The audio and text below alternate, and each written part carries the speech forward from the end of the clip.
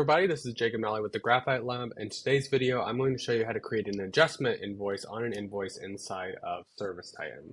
So you need to make an invoice adjustment. You've exported an invoice over to QuickBooks and something was wrong. Maybe it was the payment was incorrect, or maybe there was an incorrect amount on the invoice and you need to make some kind of an adjustment. Or maybe you need to do a refund, etc.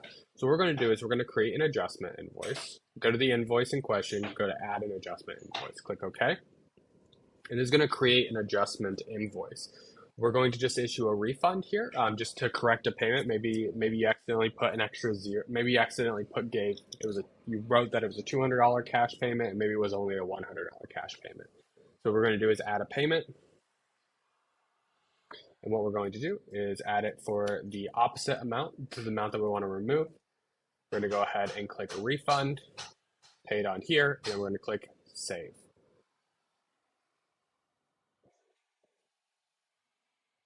Basically, once it's created, this will create that refund event and correct any mistake that you had on the original invoice.